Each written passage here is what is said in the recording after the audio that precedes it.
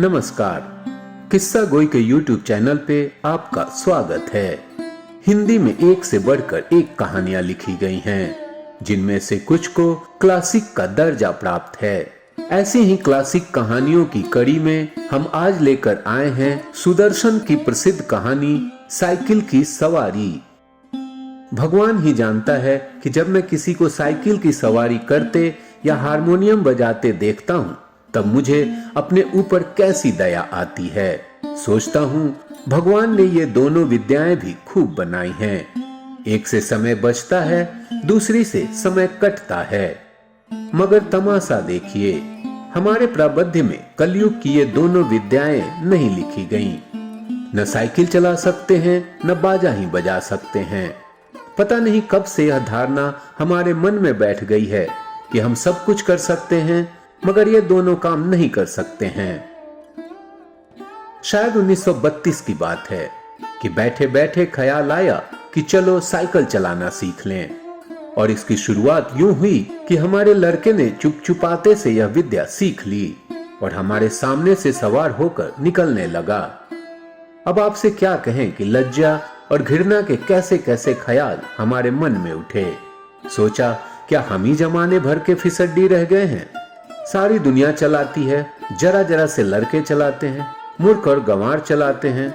हम तो परमात्मा की कृपा से फिर भी पढ़े लिखे हैं, क्या हम ही नहीं चला सकेंगे? आखिर इसमें मुश्किल क्या है? कूद कर चढ़ गए और ताबड़तोड़ पांव मारने लगे। और जब देखा कि कोई राह में खड़ा है तब टन टन करके घंटी बजा दी। न हटा तो क्रोधपूर्ण आंखों से उसकी तरफ देखते हुए निकल गए। बस यही तो सारा गुण है इस लोहे की सवारी का। कुछ ही दिनों में सीख लेंगे। बस महाराज, हमने निश्चय कर लिया कि चाहे जो हो जाए परवाह नहीं। दूसरे दिन हमने अपने फटे पुराने कपड़े तलाश किए और उन्हें ले जाकर श्रीमती जी के सामने पटक दिया कि इनकी जरा मरम्मत कर दो।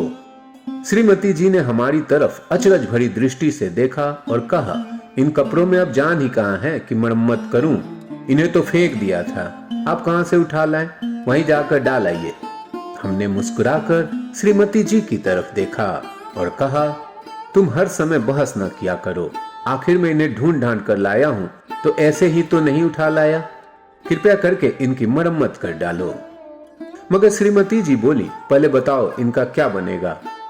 हम चाहते थे कि घर में किसी को कानो कान खबर ना हो और हम साइकिल सवार बन जाएं। और इसके बाद जब इसके पंडित हो जाएं, तब एक दिन जहांगीर के मकबरे को जाने का निश्चय करें। घर वालों को तांगे में बिठा दें और कहें, तुम चलो हम दूसरे तांगे में आते हैं। और जब वे चले जाएं, तब साइकिल पर सवार होकर उनको रास्ते में मिलें। हमें साइकिल पर सवार देखकर उन लोगों की क्या हालत होगी। हैरान हो जाएंगे, आंखें मल मल कर देखेंगे कि कहीं कोई और तो नहीं। परंतु हम गर्दन टेढ़ी करके दूसरी तरफ देखने लग जाएंगे, जैसे हमें कुछ मालूम ही नहीं है, जैसे यह सवारी हमारे लिए साधारण बात है। झक मारकर बताना पड़ा कि रोज रोज तांगे का खर्च मारे डालता है, साइकिल चलाना सीखेंगे। श्रीमती जी ने बच्चों को सुलाते हुए हमारी तरफ देखा और मुस्कुरा कर बोली, मुझे तो आशा नहीं कि यह बेल आपके मत्थे चढ़ सके। खैर यत्न करके देख लीजिए, मगर इन कपड़ों से क्या बनेगा?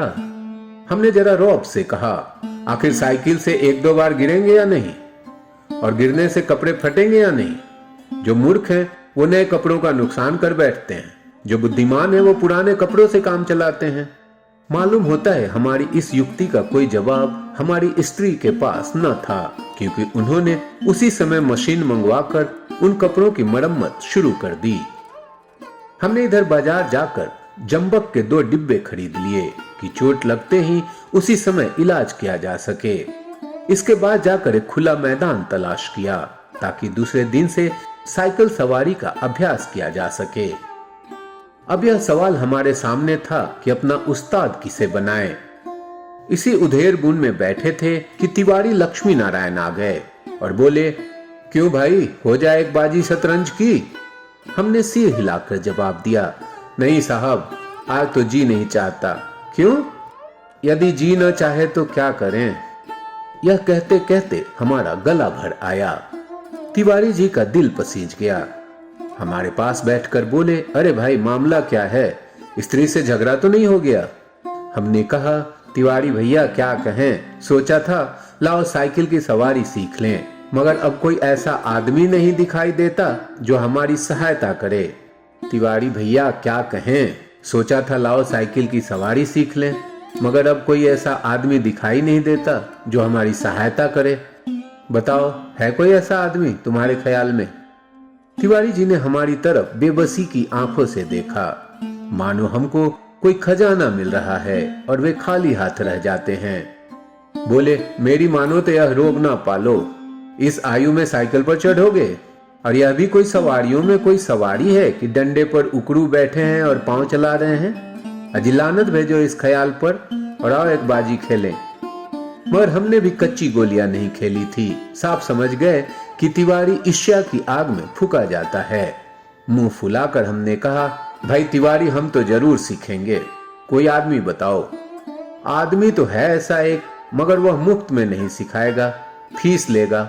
दे सकोगे? कितने दिन में सिखा देगा? यही 10-12 दिनों में। और फीस क्या लेगा हमसे? औरों से 50 लेता है, तुमसे 20 ले लेगा हमारी खातिर। हमने सोचा 10 दिन सिखाएगा और 20 रुपए लेगा।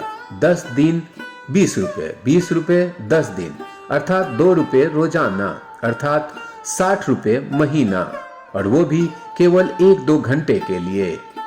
ऐसी 3-4 ट्यूशनें मिल जाएं तो 250-300 रुपए मासिक हो जाएंगे। हमने तिवारी जी से तो इतना ही कहा कि जाओ जाकर मामला तय कराओ, मगर जी में खुश हो रहे थे कि साइकिल चलाना सीख गए तो एक ट्रेनिंग स्कूल खोल दें और 300-400 रुपए मासिक कमाने लगे। इधर तिवारी जी मामला तय करने गए, इधर हमने यह शुभ समाचार जाकर श्रीमती जी को सुना दिया कि कुछ दिनों में हम लोग ऐसा स्कूल खोलने वाले हैं जिससे 300-400 रुपए मासिक आमदनी होगी।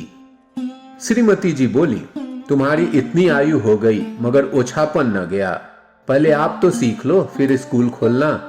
मैं तो समझती हूँ कि तुम ही न सीख सकोगे, दूसरों को सिखाना तो दूर की बात है। हमने बिगड़ कर कहा, यह बड़ी बुरी बात है कि हर काम में टोक देती हो। हमसे बड़े बड़े सीख रहे हैं तो क्या हम न सीख सकेंगे? पहले तो शायद सीखते या न सीखते, पर अब तुमने टोका है तो जरूर सीखेंगे, तुम भी क्या कहोगी? श्रीमती जी बोली, मैं तो चाहती हूँ कि तुम हवाई जहाज चलाओ, यह बाइसिकल क्या चीज है, मगर तुम्हारे स्वभाव से डर लगता है, एक बार गिरोगे तो देख लेना वहीं साइकिल फेंक फांक कर चले आओगे। इतने में तिवारी जी ने बाहर से आवाज दी। हमने बाहर जाकर देखा तो उस्ताद साहब खड़े थे। हमने शरीफ विद्यार्थियों के समान श्रद्धा से हाथ जोड़कर प्रणाम किया और चुपचाप खड़े हो गए। तिवारी जी बोले, यह तो 20 रुपए पर मान ही नहीं रहे थे, बड़ी मुश्किल से मनाया है, पेशगी लेंगे, कहते हैं पीछे कोई नहीं देता।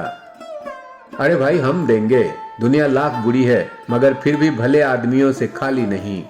या बस चलाना सिखा दें, फिर देखें हम इनकी क्या क्या सेवा करते हैं। मगर उस्ताद साहब नहीं माने, बोले फीस पहले लेंगे, और यदि आपने नहीं सिखाया तो फीस लौटा देंगे, और यदि नहीं लौटाया तो।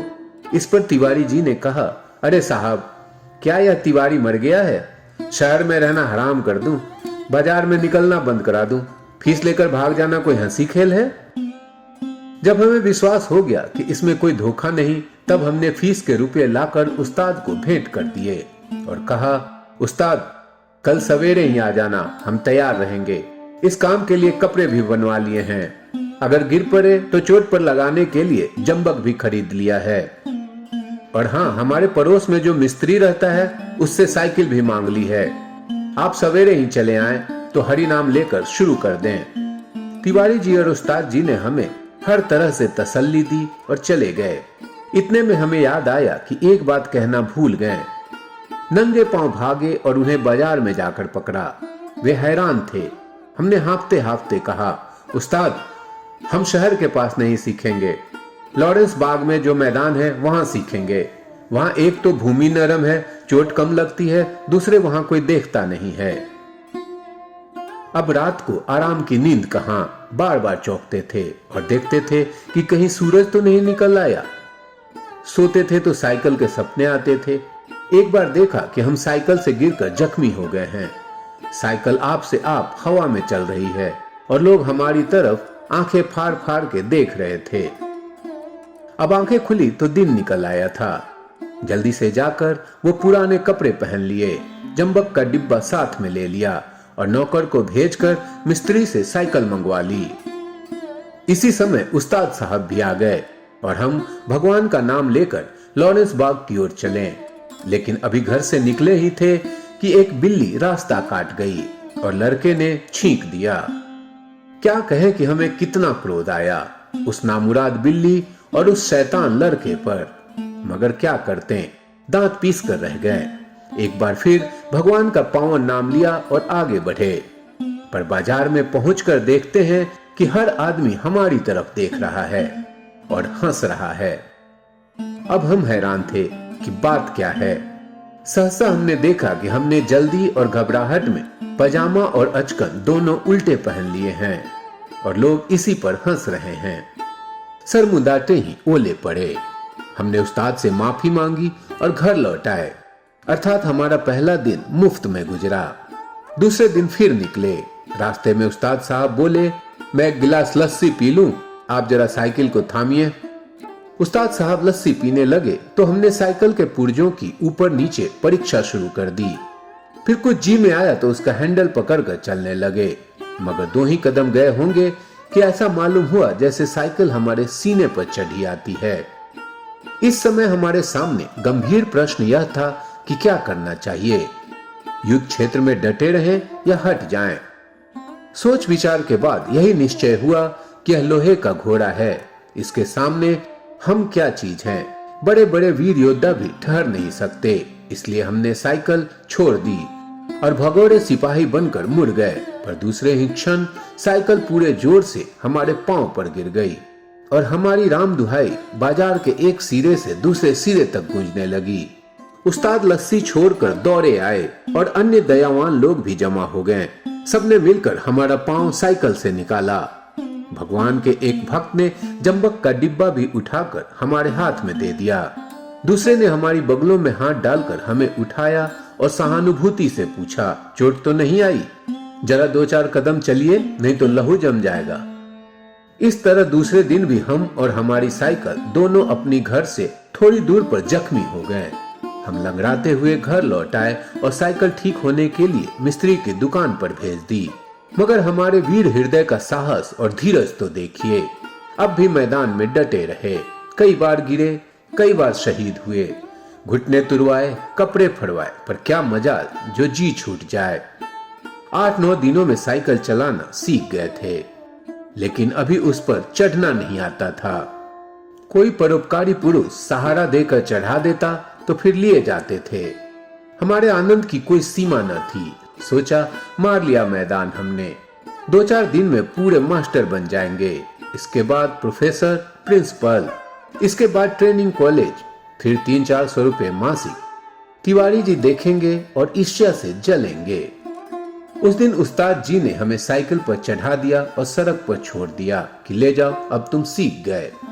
अब हम साइकिल चलाते थे और दिल ही दिल फूले न समाते थे। मगर हाल यह था कि कोई आदमी 100 गज के फासले पर होता तो हम गला फाड़ फाड़ कर चिल्लाना शुरू कर देते, साहब बाई तरफ हट जाइए। दूर फासले पर कोई गाड़ी दिख जाती तो हमारा प्राण सूख जाता। उस समय हमारे मन की जो दशा होती वो परमेश्वर ही जानता है। जब गाड़ी निकल जाती तब कहीं जाकर हमारी जान में जान आती। सहसा सामने से तिवारी जी आते हुए दिखे।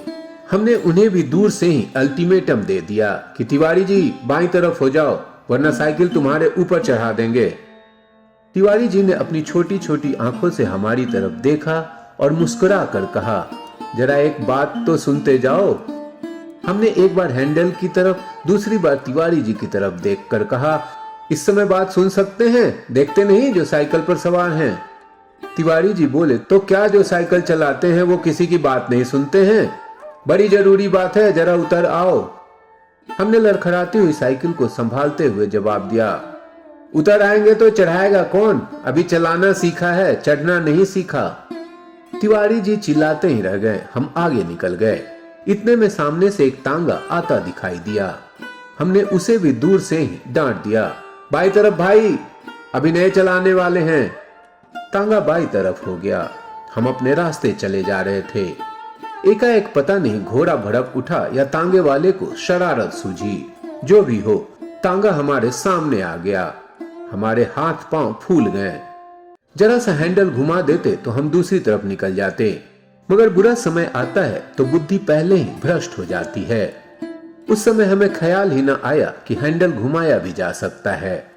फिर क्या था, हम और हमारी साइकिल दोनों ही तांगे के नीचे आ गए और हम बेहोश हो गए। जब हम होश में आए तो हम अपने घर में थे और हमारी देह पर कितनी ही पट्टियां बंधी थी। हमें होश में देखकर श्रीमती जी ने कहा, क्यों, अब क्या हाल है? मैं कहती न थी साइकिल चलाना न सीखो। उस समय तो किसी की सुनते ही न थे। हमने सोचा लाओ सारा इल्जाम तिवारी जी पर लगा दें और आप साफ बच जाएं। बोले, यह सब तिवारी जी की शरारत है। श्रीमती जी ने मुस्कुरा कर जवाब दिया, या तो तुम उसको चकमा दो जो कुछ नहीं जानता हो। उस तांगे पर मैं ही बच्चों को लेकर घूमने निकली थी कि चलो सैर भी कराएंगे और तुम्हें साइकिल चलाते भी दिखाएंगे। हमने निरुत्तर होकर आंखें बंद कर ली। उस दिन के बाद फिर कभी हमने साइकिल को हाथ न लगाया।